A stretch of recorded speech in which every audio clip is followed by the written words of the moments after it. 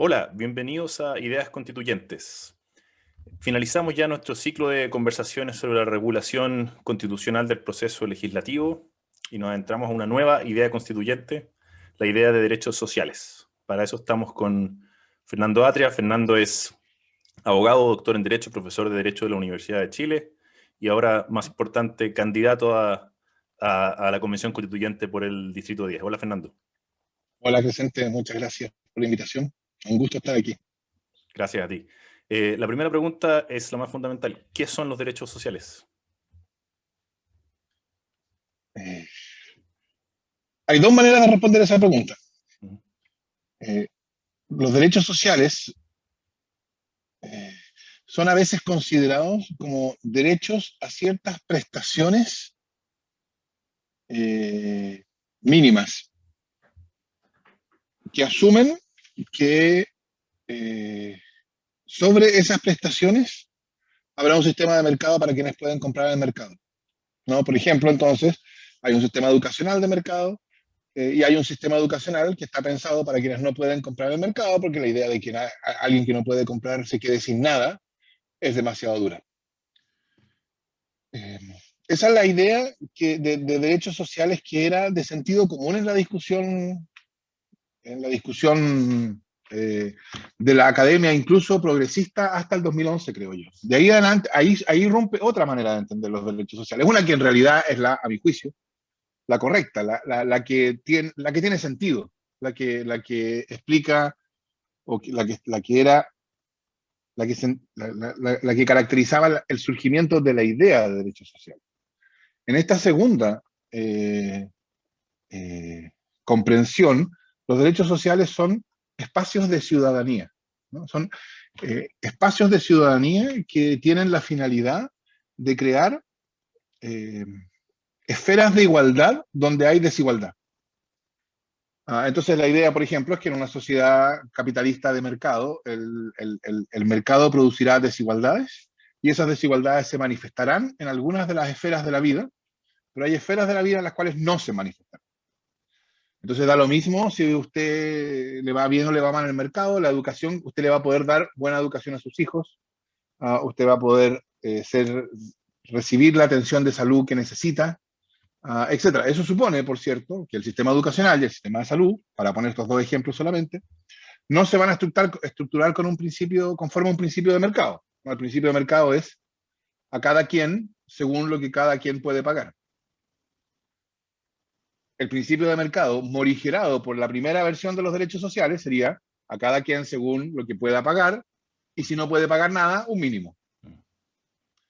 En esta segunda versión de los derechos sociales hay ciertas esferas en las cuales el principio de mercado queda desplazado. Entonces no es el principio, no es a cada quien según lo que puede pagar, sino a cada quien según su necesidad. Y eso supone entonces, por eso yo te decía, supone decir, en relación con la protección de la salud, en relación con la educación, aun cuando haya diferencias de ingreso, va a haber espacios de igualdad. Esas diferencias de ingresos no se van a manifestar porque la salud, la educación, no se van a organizar conforme a un principio de mercado.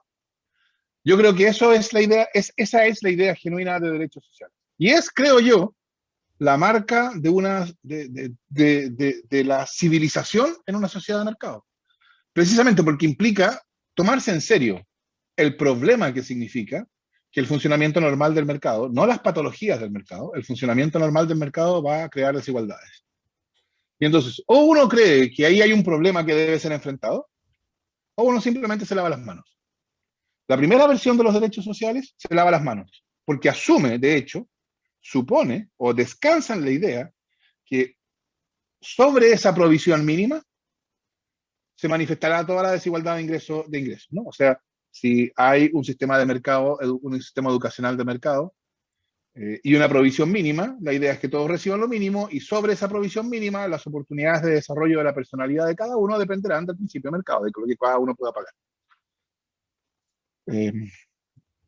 Yo espero que esa idea de derechos sociales sea la que esté contenida en la nueva Constitución. Esta segunda idea, la idea ciudadana de derechos sociales. Los derechos sociales como espacios artificiales de igualdad estructurados por un principio de ciudadanía, de igualdad ciudadana, con desplazamiento en esas esferas del principio de mercado.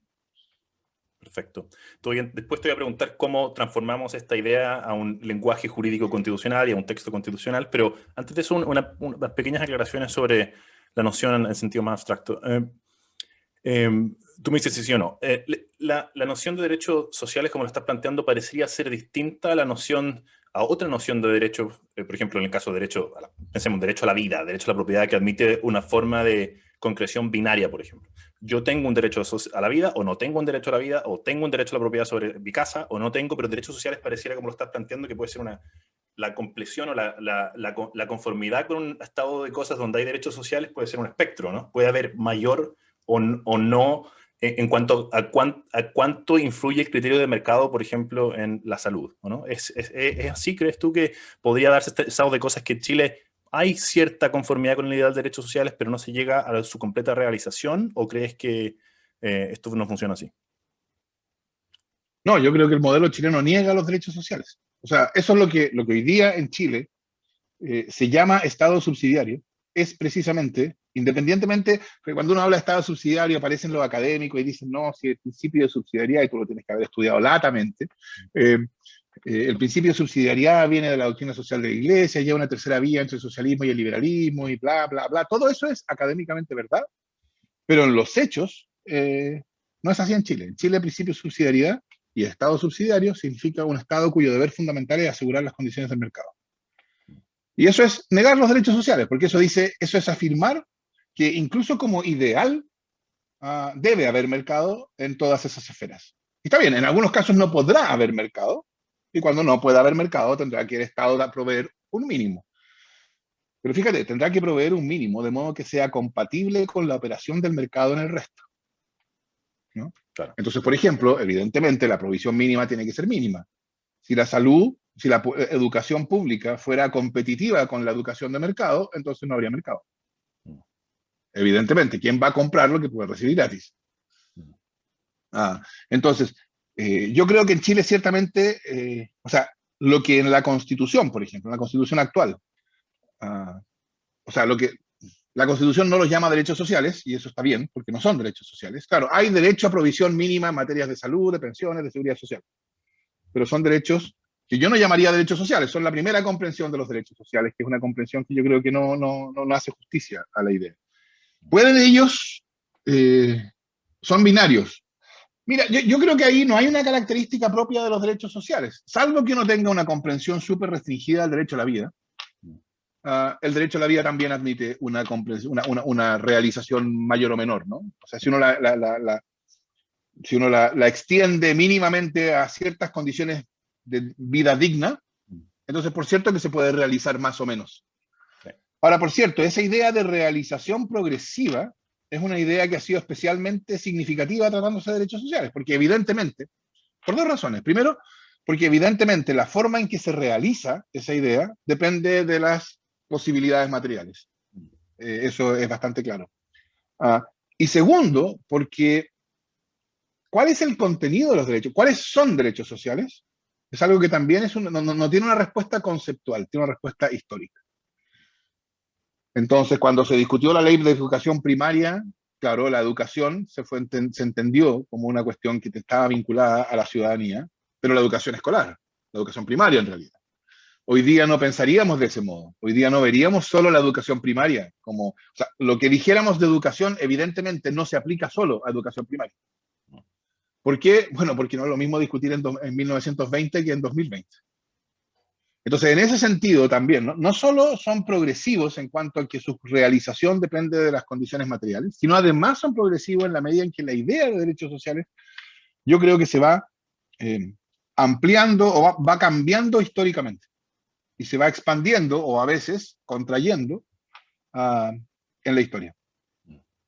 Perfecto. Interesante detectar que tu noción de derechos sociales, lo que estás planteando acá, ¿está Daniela ahí? ¿La incluyo o no? En el waiting room. ¿Cómo? ¿Está Daniela tratando de entrar no, ahí está bien. Listo. Problema técnico. Interesante notar que, como tú planteas la idea de derechos sociales, no niega no niega la existencia de derechos que no sean sociales y no niega la necesidad, ¿cierto?, que existan derechos que estén determinados por intercambios voluntarios, que sí. De hecho, precisamente presupone que existe eso y le pone límites, digamos. Exacto, o sea, no niega el mercado. Sí, no niega el mercado. O sea, no niega que seguirá habiendo mercado. Los derechos sociales, creo yo, solo tienen sentido en economías de mercado o en sociedades de mercado. A eso iba, sí. Entonces, por eso te decía, yo creo que son condiciones básicas de humanización del mercado. Sí. Es un avance civilizatorio. Sí. Lo que sí niega, claro, es, o sea, yo creo que hay incompatibilidad estricta entre derechos sociales y mercado aplicados a la misma esfera, porque son formas alternativas de organizar esa esfera. Sí. También acepta, o sea, también entiende que no todos los derechos son sociales. Eso, por supuesto que es así. Sí. De hecho, esto tiene es una idea que tiene una larga tradición, ¿no? Los derechos suele llamárseles generaciones, son momentos. Theodore Marshall, que es un sociólogo británico que desarrolló esta idea en una famosísima conferencia que se llama Ciudadanía y Clase Social, él decía que la ciudadanía había experimentado 3 momentos de expansión. El primero fue la irrupción de los derechos civiles, que son derechos de participación en el mercado y la sociedad civil. Es fundamentalmente igualdad ante la ley. No hay estatuses diferenciados. Del estatus, sí. Claro, ¿no? Es lo que algunos otros historiadores han llamado el tránsito del estatus al contrato, como el criterio fundamental que fija tu posición en el mundo, ¿no? Eso no es un estatus que viene dado por tu nacimiento, sino depende de tus decisiones. Y eso supone, claro, que todos son iguales para participar en la sociedad civil y en el mercado. Esos son los derechos civiles. El segundo momento fue los derechos políticos, que es la aplicación de esa idea a las cuestiones de formación de la voluntad política, ¿no? Hay fundamentalmente derecho a elegir y ser elegido. Y el surgimiento de los derechos políticos es la irrupción del principio democrático. Y el sistema democrático, la abolición de la monarquía, etc. La caducidad del principio monárquico, etc. Y el tercer momento es el momento de los derechos sociales, que es consecuencia de la realización de que la libertad tiene condiciones materiales. Si la libertad tiene condiciones materiales y si todos los ciudadanos y ciudadanas tienen derecho a igual libertad, de eso se sigue que tienen derecho a igualar esas condiciones materiales. Entonces uno podría también decir, no como una definición, sino que ya como una caracterización, los derechos sociales son los derechos que aseguran las condiciones materiales de la libertad. Perfecto. Bien. Última pregunta abstracta, antes de entrar a lo más concreto del texto constitucional. A veces se asume, incorrectamente, pero puedes elaborar más sobre el punto, que hay una conexión casi necesaria entre derechos y una forma particular de protección institucional, que es la adjudicación. Y a veces una crítica, a veces funciona como crítica, pero a veces funciona como un error por parte de, no necesariamente un error de mala fe, pero simplemente un error de alguien que podría estar entusiasmado por la idea de derechos sociales que no puedan ejecutarse forzosamente ante un tribunal. ¿Qué dices tú sobre eso? Eso es una idea, es una cosa bien interesante. Si uno mira la producción, por así decirlo, de la doctrina jurídica constitucional progresista latinoamericana de los últimos 30 años, esa ha sido una cuestión a la cual se ha dedicado con ánimo obsesivo, ¿no? O sea, ha sido una cuestión reiterativa. Entendiendo que la realización de los derechos sociales supone su accionabilidad judicial. Los derechos sociales como derechos exigibles es el título de un famoso libro de Víctor Abramovich y Christian Curtis al respecto. Yo creo que eso es, en términos de lo que importa acerca de los derechos sociales, es como la consecuencia de una derrota. Porque es precisamente lo que uno diría si entendiera que los derechos sociales son derechos a un mínimo. Si son derechos a un mínimo, entonces es un mínimo que tiene que ser garantizado a cada uno y a cada uno individualmente. Cualquiera está en posición de demandar judicialmente su mínimo. Pero claro, si son derechos a un mínimo, los derechos sociales ya no son derechos de ciudadanía, ya no son derechos que aseguran la igualdad en las condiciones materiales de la libertad, y no son derechos que ponen un límite al mercado, sino estabilizan el mercado, le dan mayor fuerza. Por eso yo creo que Y por eso yo te decía que esta segunda versión de derechos sociales en nuestra discusión, no en la discusión europea, por supuesto, pero en nuestra discusión irrumpió el 2011. Mm. Porque cuando el derecho a la educación es pensado como el derecho a una educación pública, gratuita y de calidad, por ejemplo, otra cosa es si esa es la mejor formulación, ¿no? Pero da lo mismo. Si uno lo piensa como derecho a la educación pública, gratuita y de calidad, el objeto del derecho ya no es la prestación que cada uno recibe, es la manera en que el sistema se organiza. Mm.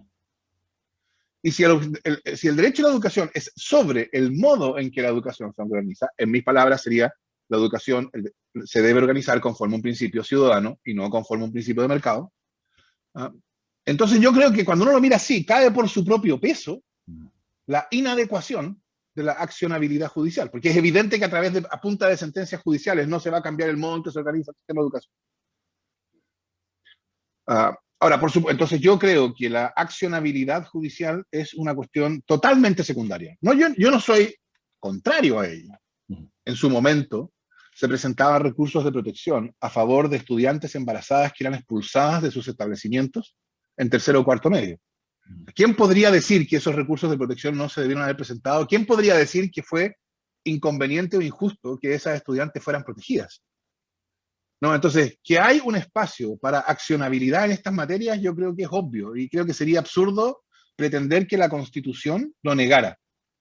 Pero pensar que la marca de la seriedad con la cual el sistema institucional se toma los derechos sociales es la accionabilidad judicial amplia, yo creo que eso funciona en el contexto de una derrota neoliberal a los derechos sociales, que entonces reclama este concepto mínimo como compensación, cuando en realidad ahora lo que está en discusión, creo yo, es la superación del neoliberalismo y entonces una comprensión de los derechos sociales como derecho de ciudadanía, que aseguran las condiciones materiales de la libertad, etc. Perfecto. Entrando al texto constitucional actual, ¿cuáles son los obstáculos en el texto constitucional actual para la realización de la idea de derechos sociales? Porque, de nuevo, la clásica es, hay derechos sociales, ¿sí? Pero ¿qué elemento específico del diseño institucional chileno le dice no a la idea de derechos sociales como tú le planteaste? Yo creo que eso, hoy día uno tiene que entender que la Constitución no es solamente el texto. O sea, yo he escuchado, por ejemplo, muchísima gente que dice, pero ¿dónde está el principio de subsidiariedad en la Constitución? Ahora, porque antes lo encontraban en todas partes, pero ahora dicen dónde está. Y claro, si uno busca el texto y si uno usa la función buscar y busca subsid, no lo encuentra. ¿Quiere eso decir que como no está en el texto, no está en la Constitución? No, porque la Constitución es el texto más una determinada cultura interpretativa sobre cómo se interpreta ese texto, sobre qué es lo que significa ese texto. Y en esa cultura interpretativa yo creo que está la idea neoliberal, el principio de subsidiariedad, esas dos ideas que son la negación de los derechos sociales. Está bien, uno además podría observar en el texto ciertas ideas que desde el punto de vista de los derechos sociales, como yo te lo estoy explicando, son problemáticas. Claro, por cierto, es absurdo que la Constitución asegure a todas las personas la posibilidad de optar entre un sistema público o privado de salud. Sobre todo si se entiende que el sistema privado es sistema de mercado. Cosa que no es necesariamente así, pero que si se entiende eso, si la Constitución asegura que habrá un sistema de mercado y un sistema público de salud, entonces eso es lo mismo que negar directamente la noción de derecho social. Entonces, yo creo que uno puede encontrar algunas cosas como esa. Yo creo que en general, por ejemplo, la comprensión que se le ha dado al derecho a la educación en su relación con la libertad de enseñanza, eso, claro, podría ser acomodado, porque uno podría entender, como yo creo que es la comprensión correcta por lo demás, de la historia de Chile, que la libertad de enseñanza nunca fue libertad de mercado. La libertad de enseñanza era la posibilidad de proyectos educativos diferenciados de los proyectos estatales, una cuestión por la cual especialmente luchó la Iglesia Católica. Pero la libertad de enseñanza no se defendía defendiendo la libertad de emprendimiento en materia educativa. No era ese el punto. Hoy día, sin embargo, ese concepto de libertad de enseñanza ha sido reinterpretado por esta cultura neoliberal que la entiende como libertad de emprendimiento aplicado a la esfera educativa. Entonces, claro, si hay una garantía de libertad de emprendimiento, o sea, de mercado, aplicado a la esfera educativa, esa garantía, de nuevo, es la negación de la educación como un derecho social. Es lo mismo que decir la educación no es un derecho social, no es un espacio de ciudadanía, no es un espacio de igualdad, etc.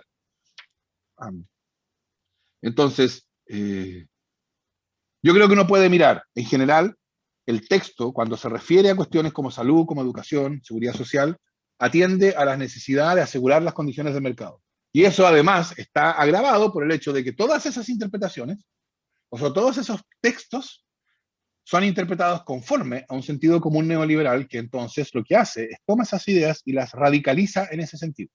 Y por eso hemos tenido decisiones absurdas, a mi juicio, como por ejemplo, que el Estado no puede diferenciar el modo en que financia los estudios de estudiantes en universidades estatales y en universidades privadas.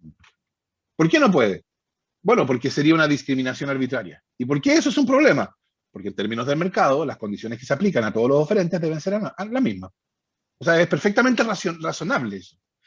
Eso es lo mismo que entender que en los fundamentos de la regulación constitucional de la educación hay está el principio de mercado. Y eso es el principio de subsidiariedad, en lo que significa políticamente en Chile. Sí. Oye, y como candidato y como proponente de un nuevo texto constitucional, no te entra la Constitución está compuesta en parte del texto y en parte de una serie de prácticas sociales institucionales. ¿Vamos a cambiar el texto? ¿Vamos a cambiar las prácticas también? Bueno, yo creo que es fundamental eso. ¿Por qué la Constitución actual está rodeada de esta cultura interpretativa conservadora y neoliberal, diría yo? Aunque lo conservador ha ido cediendo un poco, pero sigue siendo así. O sea, ¿por qué se asume, y yo estoy seguro que tú lo tienes que haber estudiado como una cuestión obvia en la Universidad Católica, que la Constitución prohíbe el aborto, cuando la Constitución literalmente es explícita en diferenciar el derecho a la vida de las personas y la protección que reciben no nacidos? O sea, si uno buscara una manera de expresar la idea de que las personas tienen derecho a la vida y que los no nacidos no tienen derecho a la vida, pero que sin embargo merecen alguna protección, bueno, podría, por ejemplo, decir lo que dice la Constitución actual, ¿no? La Constitución asegura a todas las personas el derecho a la vida, la ley protegerá la vida de la que está por nacer. Nótese, la Constitución protege el derecho a la vida, asegura a todas las personas, la ley protege la vida. Sin embargo, hay algo, o sea, el hecho de que esa referencia al deber del legislador excluía el aborto era tomado hasta antes de la discusión sobre tres causales. Ahora es discutido, está bien, pero hasta antes de la discusión sobre aborto en tres causales era tomado como obvio. ¿Por qué? Yo creo que tiene que ver con el momento formativo de la Constitución. Esta no es la única razón, pero esa cultura interpretativa se formó durante los 80. Durante los 80 las universidades estaban intervenidas, no había debate público, los profesores reputados eran los que podían estar enseñando en las universidades existentes. El resto de la academia había sido barrido por la dictadura. Y entonces yo creo que hoy el hecho de que en vez de una reforma constitucional vamos a tener una nueva constitución, hace explícito que necesita una nueva cultura interpretativa. Y por supuesto, esa cultura interpretativa va a comenzar a formarse cuando haya nueva constitución. Nuevo texto, y sí. por supuesto, ahí habrán distintas versiones. Habrán quienes quieran reinterpretar la nueva constitución en la misma clave liberal y conservadora en que se interpretaba la constitución del 80.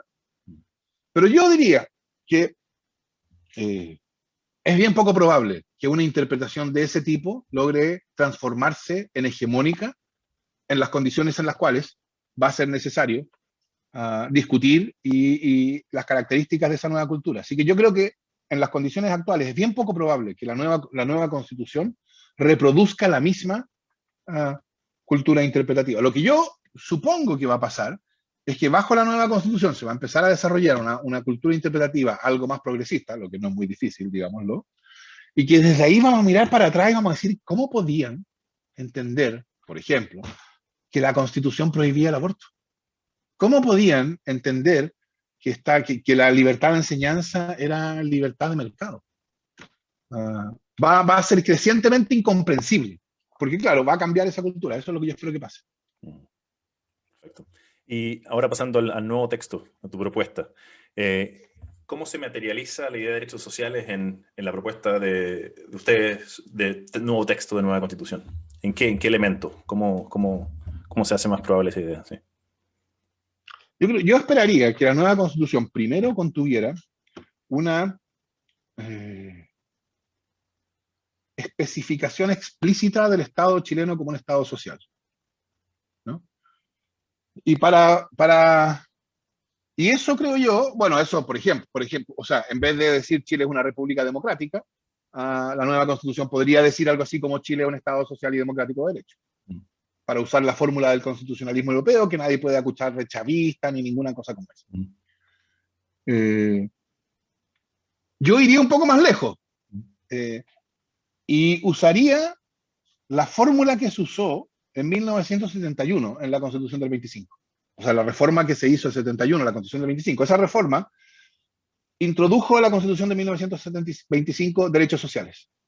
Originalmente no estaban, están desde el 71. Pues estuvieron desde el 71. Poco tiempo duraron. Y ahí se usó la misma fórmula que está en el artículo 3 de la Constitución italiana, la llamada cláusula de remoción de obstáculos, que impone al Estado el deber de remover los obstáculos que de hecho, ojo, de hecho, impiden la libertad e igualdad de todas las personas y, en la versión italiana, su plena integración a la vida social. Un Estado que tiene el deber de remover los obstáculos que impiden la igualdad y la libertad, de hecho, es un Estado social, porque es un Estado que debe usar su poder para crear esos espacios de igualdad en que consisten los derechos sociales. Eso es lo primero, una declaración general sobre el carácter del Estado. Y después, cuando llegara la regulación puntual de derecho a la salud, educación, seguridad social, vivienda, yo creo que ahí, bueno, lo que respecto de esas materias la Constitución, a mi juicio, debería decir es, bueno, que esas 4 esferas son esferas de ciudadanía. Se organizarán conforme un principio ciudadano. La forma precisa en que se organicen, de acuerdo a un principio ciudadano, corresponderá a la ley. Quiero decir, en algunos países europeos, la forma precisa en que se organizó la educación conforme a un principio ciudadano era con predominancia total de la educación estatal, ¿no? Yo creo que en Chile eso es poco probable que ocurra, dado el desarrollo que ha adquirido la educación particular. Entonces, en Chile yo creo que el derecho a la educación se puede realizar sin que eso signifique el fin de la educación particular.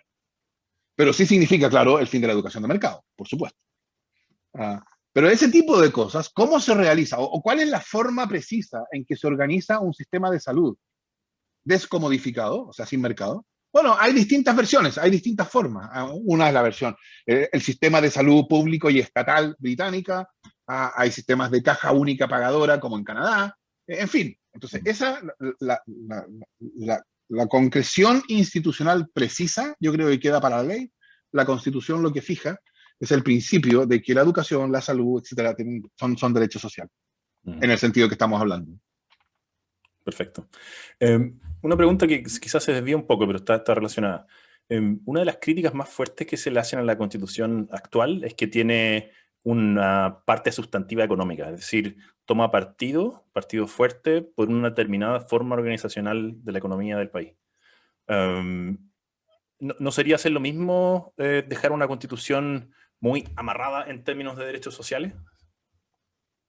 Yo he escuchado esa pregunta, pero debo decir que no entiendo cómo, no me queda claro cómo entenderla, porque todos los derechos constitucionales son opciones políticas.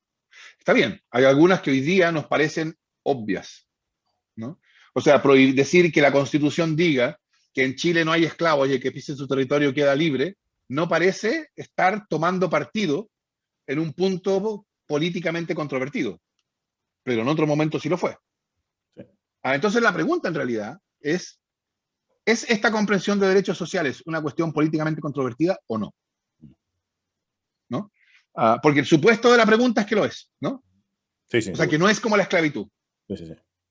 Y yo diría, eso está por verse. A mí me ha sorprendido Yo estaba mirando hoy día un volante de Gonzalo Blumel, que decía, queremos una constitución que asegure derechos sociales. Entonces, a lo mejor resulta que ahora que vamos a discutir derechos sociales, nadie se va a atrever a defender una idea de constitución sin derechos sociales como la que tenemos ahora, porque todos, incluso quienes han defendido la constitución por todo este tiempo, hablan de derechos sociales.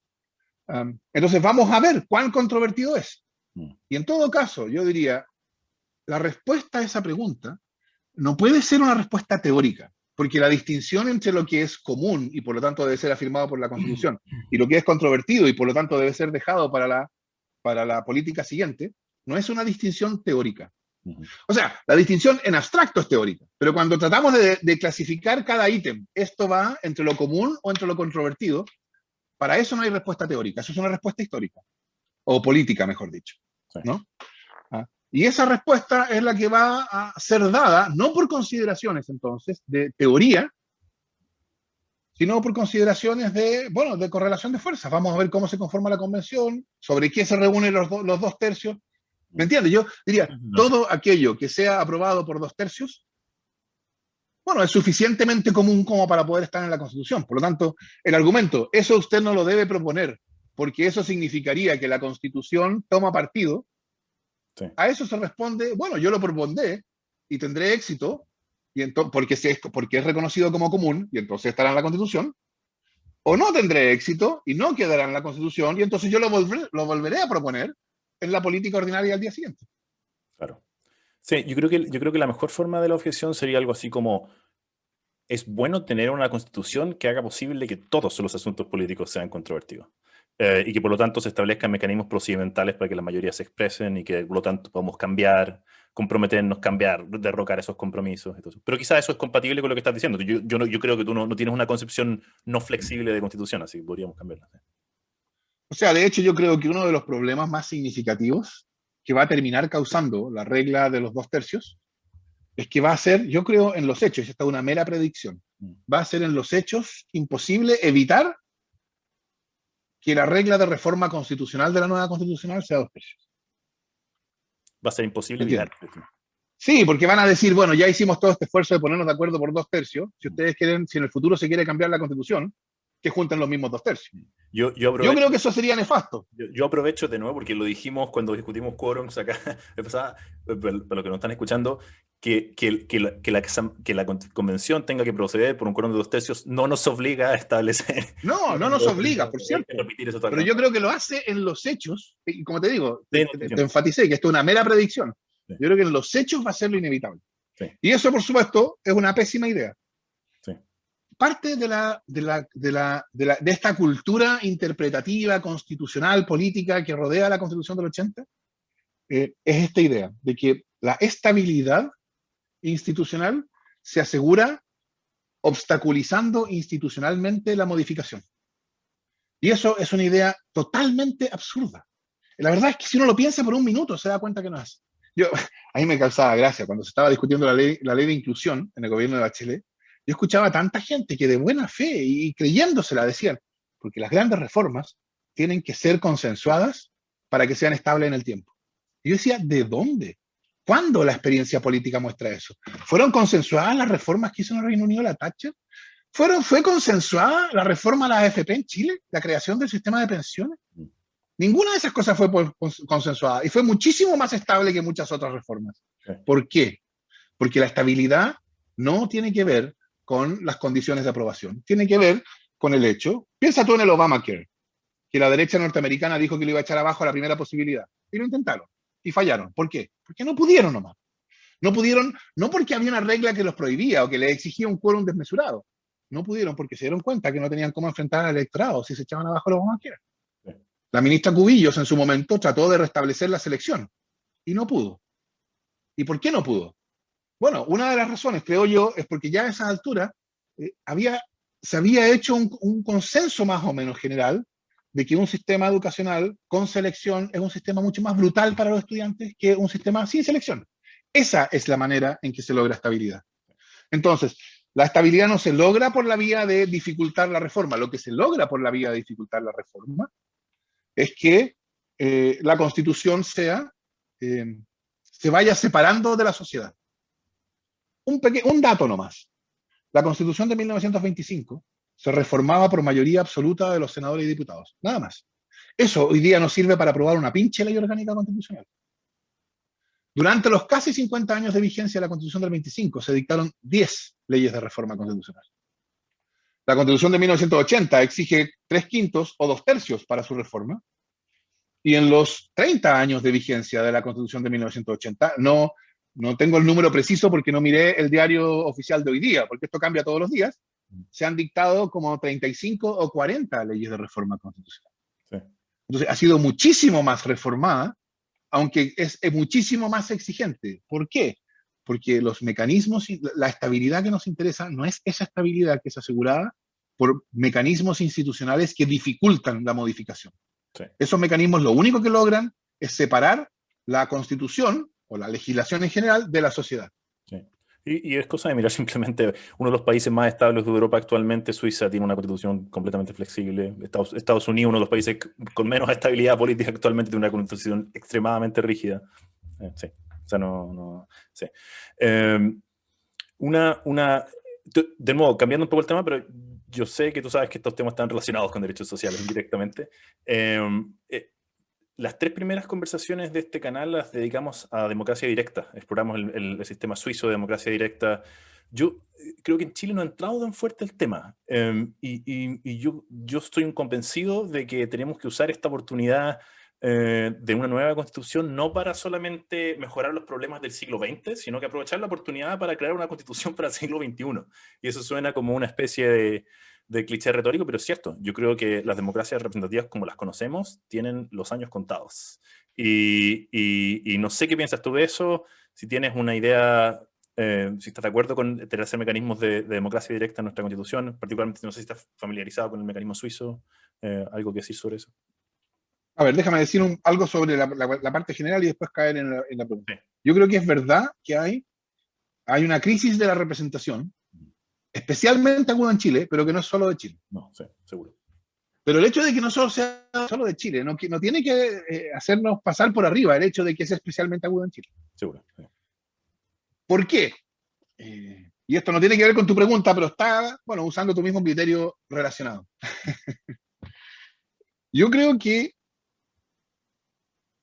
en Chile esa crisis de representatividad ha sido causada por la Constitución tramposa, por el hecho de que la política de los últimos 30 años ha sido diseñada con la finalidad de impedir que esa política represente en la medida en que lo que la sociedad, el pueblo demanda, sea transformaciones.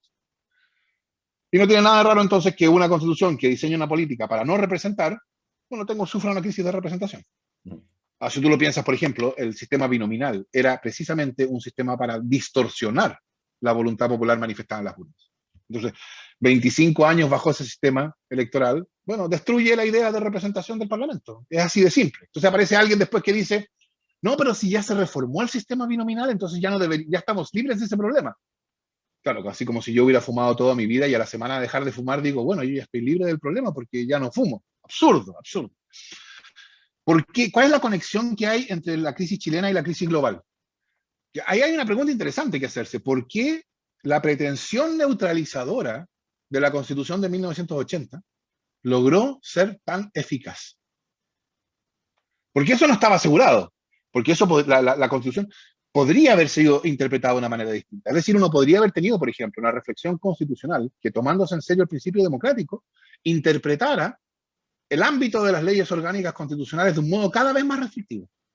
Hasta en los hechos haberla hecho desaparecer. Eso ha pasado 1000 veces en la historia del derecho en Chile y comparado, ¿no? Entonces hay una pregunta independiente del texto. ¿Por qué esa cultura con esas características?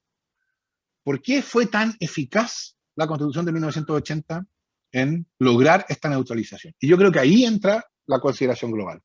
Porque yo creo que junto con ella, o que la neutralización que la Constitución de 1980 buscaba, es el mismo tipo de neutralización que el capitalismo en fase neoliberal requiere. El capitalismo necesita neutralizar la política local, porque la política local interfiere con el movimiento del capital. Y entonces tú miras, por ejemplo, a través de tratados de libre comercio o cosas de ese tipo, lo que se ha buscado es vaciar de contenido la política local. Entonces yo creo que hay una conexión. Es decir, esa neutralización que en Chile buscaba la Constitución calzó, por así decirlo, llegó en un momento adecuado, dado la fase neoliberal del capitalismo que afectaba al mundo completo. Y entonces, el hecho de que el mundo completo viva en esa fase neoliberal del capitalismo, en que las políticas domésticas, las políticas locales, se hacen crecientemente impotentes ante la movilidad de los capitales, y entonces sufren, o sea, en todas partes es necesario introducir programas de austeridad, recortes de derechos sociales, etc. Está la crisis en Europa, ¿no? Eso explica, por una parte, por qué hay una conexión entre el problema chileno y el problema global, pero por qué el problema chileno es mucho más agudo, porque nosotros lo sufrimos doblemente. En el caso chileno no es solo que la fase neoliberal del capitalismo vacía de contenido de la política, sino que además la política está diseñada para ser vaciada. Entonces, eso ha llevado, creo yo, a la crisis de representatividad en Chile y en el mundo. Esa crisis de representatividad implica deslegitimación de las instituciones representativas, porque lo que esa crisis de representatividad significa es que la idea de que el poder institucional es el poder del pueblo representado, esa idea hoy día cada vez más es ficticia, deja de tener realidad en la experiencia. Y eso nosotros, como te digo, lo sufrimos por partida doble. Y la solución a ese déficit de legitimación que produce la crisis de representación es formas alternativas de producir representación. Y la forma más vieja alternativa es la forma del líder que mira a cada uno de los ciudadanos a los ojos y le dice: usted confía en mí porque yo lo represento. Que tradicionalmente se llama populismo, ¿no? El populismo, yo creo, o sea, hay que mirar al populismo como el mundo que viene si la crisis de representación no se soluciona de otra manera. Porque yo creo que es el principio político que va a reemplazar al principio democrático en ese evento. Entonces, ahí, ahora llego a tu pregunta. Yo creo que hay quienes dicen que las formas participativas son importantes porque tenemos que movernos de la democracia representativa a la democracia participativa. Yo, con todo respeto por mis colegas y otros ciudadanos que opinan eso, yo creo que eso es un sinsentido. Yo creo que no hay política sin representación. Porque la política supone que mi acción o nuestra acción es la acción de todos. O que yo reclamo que nuestra acción, mi acción es parte de la acción colectiva. Yo, al actuar, represento a alguien. Cuando el movimiento estudiantil sale a la calle, su pretensión es que representa una demanda del pueblo de Chile. Claro, el Mercurio dice es un grupo de presión, no representan a nadie. Pero eso es lo mismo que negarle carácter político. El Mercurio está negando el contenido político del movimiento estudiantil cuando dice no representan a nadie. Y el movimiento estudiantil lo puede haber dicho no con estas palabras, ese es otro tema. Pero se politiza en la medida en que reclama estar actuando a nombre del pueblo de Chile. Ese reclamo, por supuesto, es discutible, etcétera, esa es otra cosa. Entonces yo creo, sin embargo, que es verdad que la representación está en crisis y es verdad que el principio democrático, especialmente en Chile, hoy día no tiene ninguna realidad en la experiencia de las personas. Y yo esperaría que la nueva Constitución buscara maneras de darle realidad en la experiencia de las personas al principio democrático como una manera de rehabilitar la representación. Y para eso yo creo que son inevitables formas participativas. Y ahí, claro, hay distintas propuestas. Iniciativa popular de ley o poderes de agenda que no están concentrados en la institucionalidad política. Entonces, una posibilidad es iniciativa popular de ley, pero también, por ejemplo, las juntas de vecinos, la Asociación Nacional de Juntas de Vecinos, ¿por qué no tiene iniciativa legal? De modo que se descentralice el control sobre la gente. Plebiscitos o referéndums revocatorios de leyes. Imagínate tú, si después de que nos enteramos cómo se aprobó la ley de pesca, hubiéramos podido tener un referéndum para decidir si se derogaba o no la ley de pesca. Eso le habría dado realidad a la idea de que la ley vale porque nosotros la queremos. Entonces, yo creo que esos mecanismos participativos, que en su momento deberán ser analizados sin ingenuidad, porque evidentemente también son un espacio para que los poderes fácticos se manifiesten, evidentemente. Pero habiendo dicho eso, esos mecanismos participativos son necesarios porque yo creo que un sistema democrático no resiste una representación que es vacía en la experiencia. O sea que para los ciudadanos es un mero discurso. Y eso es lo que tenemos hoy día. Y eso explica la crisis de legitimidad que tenemos hoy día. Sí. Sí, bueno, hay que explorar el sistema que ha funcionado, que es el suizo. Ese Sí, sería un poco la generalidad. pero también tenemos ejemplos en Uruguay, mucho más cercano. Bueno, Uruguay también, sí. Ah, Uruguay sí. es suizo, sí. Bueno, eso, para concluir, 2 minutos simplemente, porque nos quedan 5 minutos de conversación. El quórum es alto, 2/3. ¿Cuál van a ser? ¿Cuál crees tú que debiera ser? ¿O cuál va a ser tus metas? Asumo que van a ser obviamente limitadas, dado que, o sea, no limitadas en el sentido de que no vas a tratar el máximo, pero ¿a qué aspiras con 2/3, que es un quórum difícil? ¿Sí? Yo creo que esa pregunta ahora, cuando estamos en la campaña, con todo respeto por tu rol de conductor, no corresponde. Mm. Es decir, no corresponde ahora decir qué vamos a hacer si perdemos o si no ganamos lo que queremos. No, porque yo he escuchado tanto a esta gente que dice, no, va a haber que llegar a la convención con disposición al diálogo, etcétera, con los que piensan distinto, aceptar que uno no va a lograr todo lo que quiere. Y yo diría, no, antes de eso, el pueblo tiene que pronunciarse. De eso se trata. Si el pueblo se pronuncia y en la convención hay 2/3 por las ideas que hemos estado hablando, bueno, no realizar esas ideas y en vez de eso, uh, eh, recortarlas para incluir a los otros, eso no es mostrar un criterio democrático, eso es traicionar un mandato popular. ¿No? O sea, hay que tomarse en serio que la primera discusión no es con los otros elegidos en el espacio, en el espacio institucional, la primera discusión es con los electores, con los ciudadanos y ciudadanas. De modo que la convención tenga una correlación de fuerzas que refleje a ese pueblo. Y entonces ahí lo que diremos es, llegaremos tan lejos como sea posible. Por cierto, vamos a llegar todo lo que podamos. Y como cuán lejos va a ser posible llegar va a depender de la correlación de fuerzas. Y esa correlación de fuerzas va a ser el resultado de la elección. Y entonces podremos decir, vamos a llegar tan lejos como el resultado de la elección nos permita. ¿No? Esa es la lógica. Y el resultado de la elección debe ser interpretado como la voluntad del pueblo chileno. Por lo tanto, vamos a llegar tan lejos como la voluntad del pueblo chileno lo permita. Esa creo yo es la lógica. Entonces, yo primero diría, no tiene sentido que uno, ahora que estamos en la primera fase de la conversación, no en la segunda, diga, mire, yo tengo A, B y C, esto sería como lo de Groucho Marx, mire, estos son mis principios, pero si no le gusta tengo estos otros. O sea, esta es mi visión constituyente, pero si no le gusta tengo esta otra que es mínima. ¿Me entiendes? No, yo creo que ahora uno tiene que, y yo esperaría que todos los candidatos hicieran campaña explicando cuál es su visión constituyente, punto. Y entonces el 11 de abril va a tener sentido de favorecer y perjudicar algunas. Sí. Por cierto, eso no quiere decir que uno no pueda decir de antemano que hay cuestiones más importantes o más fundamentales que otras. Sí. Yo creo que, en mi opinión, la Constitución debería ser caracterizada por 3 pilares. Uno, devolver el poder al pueblo, en el sentido que hemos estado hablando, ¿no? Una representación de verdad, dar realidad en la experiencia del principio democrático, etc. Esa es, por así decirlo, la fase política. Participación para eso, etc. 2, reemplazo del Estado subsidiario por el Estado social.